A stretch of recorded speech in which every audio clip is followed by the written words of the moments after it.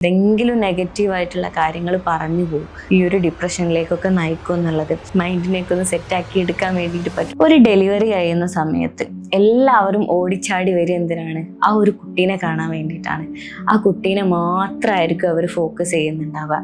കുട്ടീൻ്റെ കാര്യങ്ങളൊക്കെ ചോദിച്ച് കുട്ടീനെ കുറിച്ച് എന്തെങ്കിലും കമൻസ് ഒക്കെ അടിച്ച് അവരങ്ങ് പോവും. പക്ഷെ നമ്മൾ ചിന്തിച്ചിട്ടുണ്ടോ?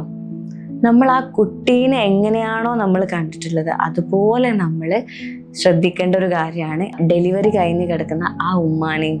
അവരോട് വേണം നമ്മൾ കൂടുതലായിട്ട് സംസാരിക്കാൻ.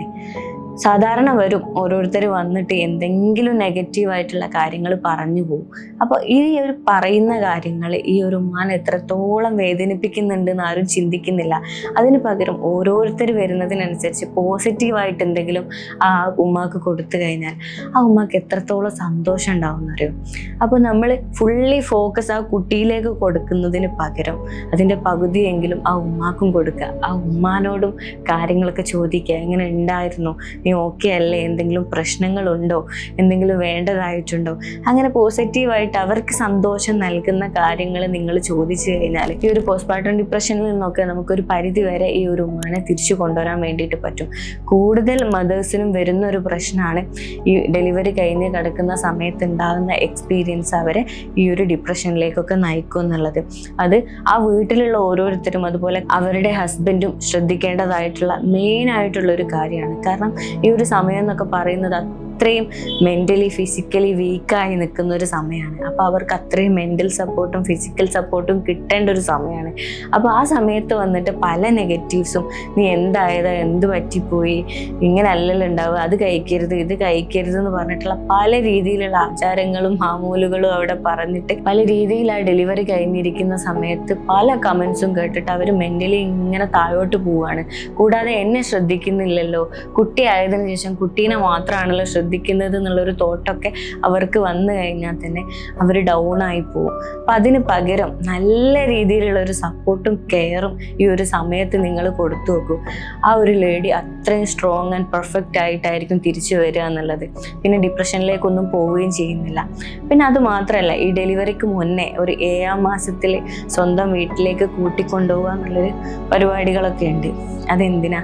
നമ്മൾ ഹസ്ബൻഡിൻ്റെ വീട്ടിൽ കുറച്ച് നിൽക്കുന്ന സമയത്ത് ലാസ്റ്റ് സമയത്തൊക്കെ കുറച്ചൊരു റെസ്റ്റും കാര്യങ്ങളൊക്കെ കിട്ടാനും ഇതിനൊക്കെ വേണ്ടിയിട്ടാണല്ലോ നമ്മൾ പോകുന്നത്. ശരിക്കും ആ ഒരു ഹസ്ബൻഡിൻ്റെ വീട്ടിലുള്ളവരും കൂടെ ചിന്തിച്ചു കഴിഞ്ഞാൽ എന്താ, ആ പെണ്ണിനെ നല്ല രീതിയിൽ കെയർ ചെയ്യാൻ വേണ്ടിയിട്ട് പറ്റൂലേ. പിന്നെ അത് മാത്രമല്ല, ഈ ലാസ്റ്റ് സെമസ്റ്റർ എന്ന് പറയുന്നത് അത്രയും ആ ഒരു ഹസ്ബൻഡിൻ്റെ അടുത്ത് നിൽക്കേണ്ട ഒരു സമയമാണ്. അവരുടെ മെൻ്റൽ സപ്പോർട്ടും ഫിസിക്കൽ സപ്പോർട്ടും വേണ്ട രീതിയിൽ അവരാഗ്രഹിക്കുന്ന സമയമാണ്.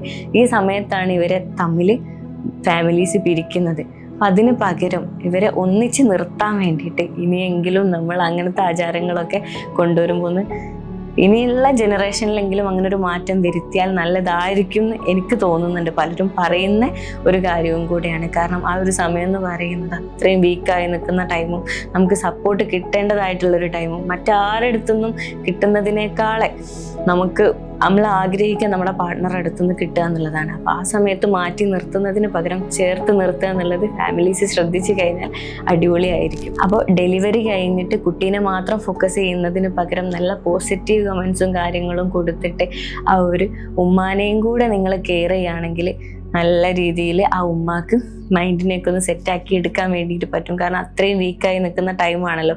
അതുപോലെ ഈ പറഞ്ഞ 7th മന്തിലുള്ള ആ ഒരു സെറിമണി ഈ രീതിയിലാക്കി കഴിഞ്ഞാൽ ഒന്നുകൂടെ ബ്യൂട്ടിഫുൾ ആവും. ഞാൻ എൻ്റെ ഒരു തോട്ട് പറഞ്ഞതാണ്.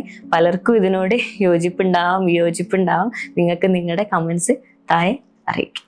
അപ്പോൾ കൂടുതൽ വീഡിയോസിനായി എൻ്റെ യൂട്യൂബ് ചാനൽ ഇപ്പം തന്നെ സബ്സ്ക്രൈബ് ചെയ്യുക. Thank you.